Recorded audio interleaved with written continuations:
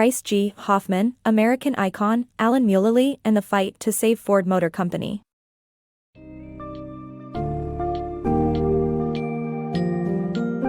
Embark on a gripping journey with American icon as it recounts how Ford Motor Company, teetering on the brink of collapse, underwent a spectacular turnaround under the leadership of Alan Mulally. As you read this summary, discover how Mulally's clear-sighted strategies and ability to reform Ford's corporate culture played a crucial role in breathing new life into the company. Expect to acquire valuable insights into the challenging decisions that tested the resilience and resolve of both Mulally and the Ford family, as well as learn about the broader implications of Ford's recovery on the global automotive industry.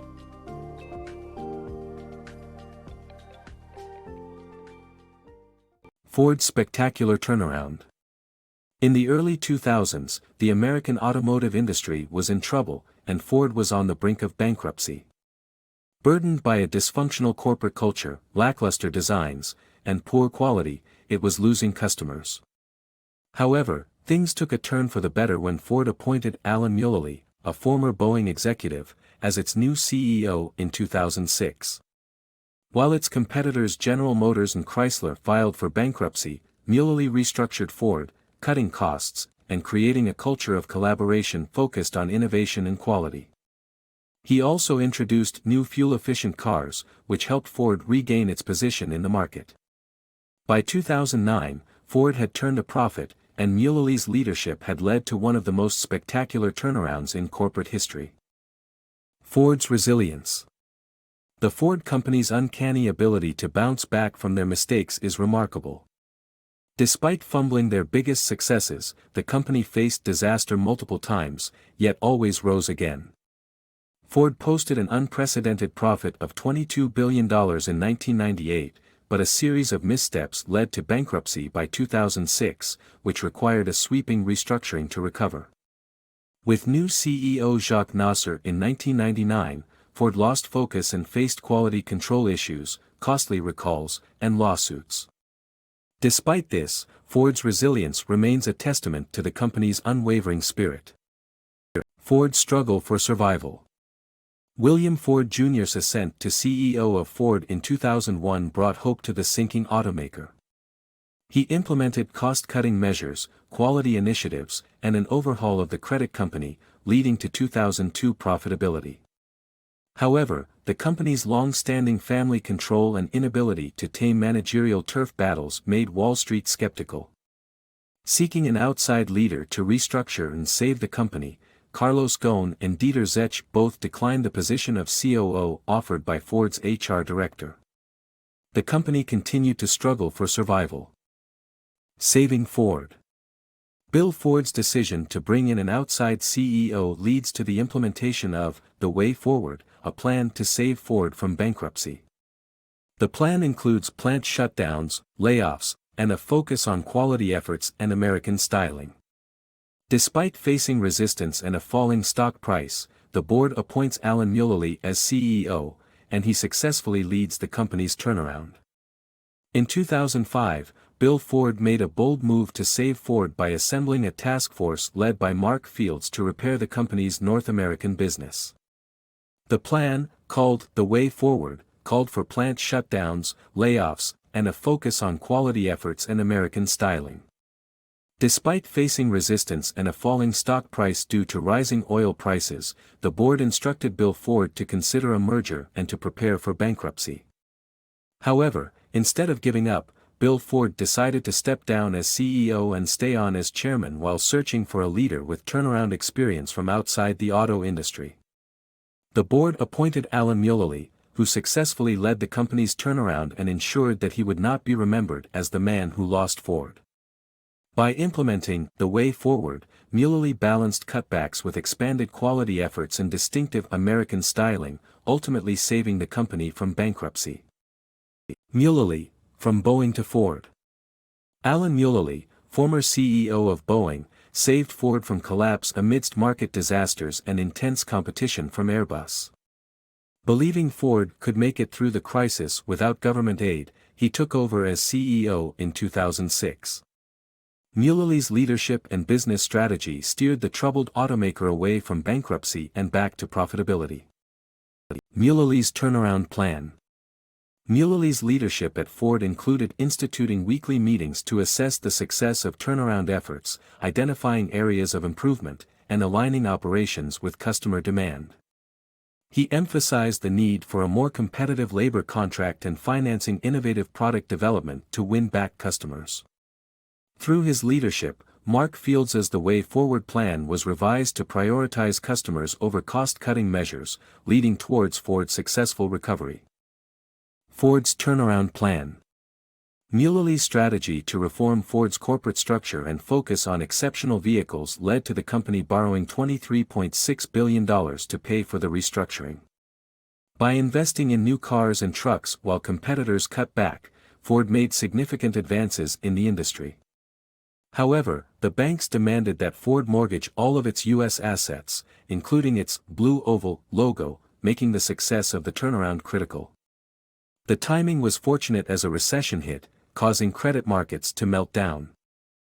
Mulally's plan for Ford's success. In his journey towards turning Ford Motor Company around, CEO Alan Mulally had to convince three crucial groups of stakeholders: the Ford family heirs, the labor unions, and the customers. The Ford family's internal tensions were growing, as some were hesitant about prioritizing the survival of the company over protecting the family's investment. Mulally had to present his vision to the family, which eventually came to the conclusion that it was the company's best hope. For the labor unions, Mulally engaged in a series of marathon meetings to work out a deal that would enable Ford to produce cars domestically on a competitive basis with foreign automakers.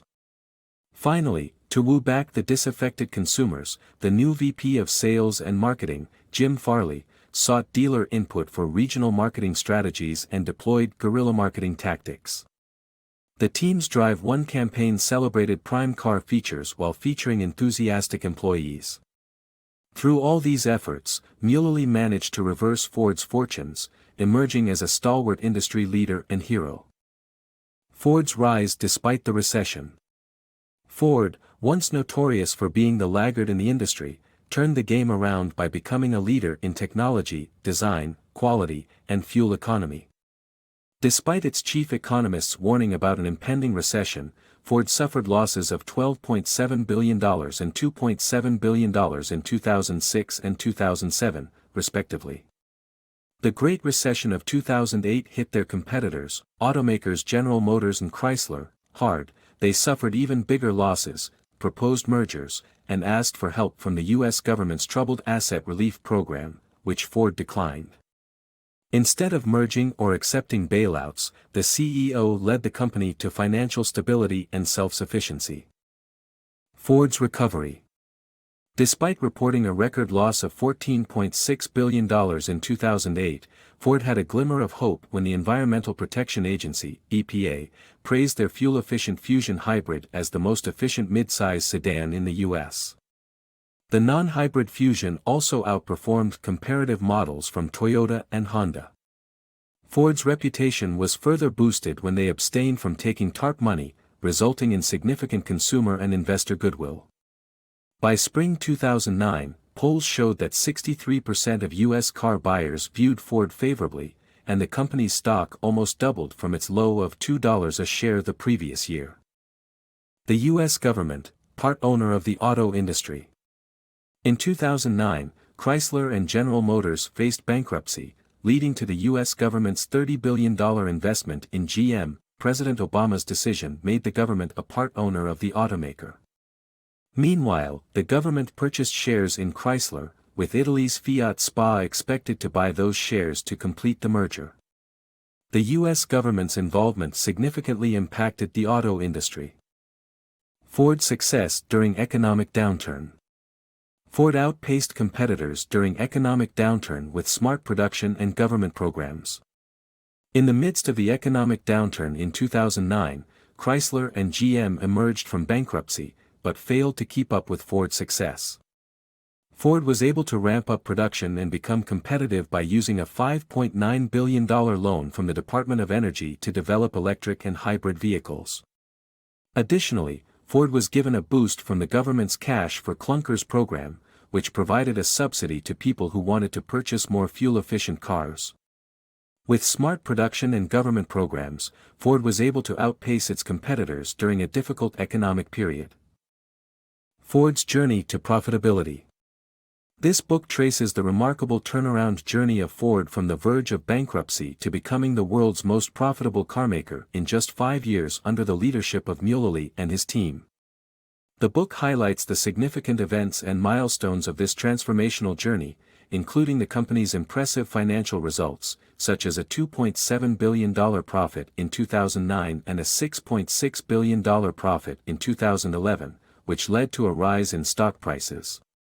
The book showcases the strategic decisions and innovative approaches that Mulally and his team used to revive the company's fortunes and create a sustainable financial future.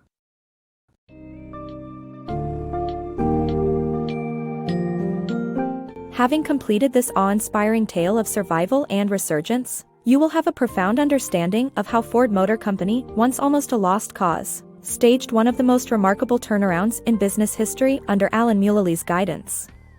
As you reflect on Mulally's visionary approach to streamlining Ford's operations and aligning them with customer needs, it is evident that effective leadership and commitment to long-term planning can be game-changers even in the toughest of times.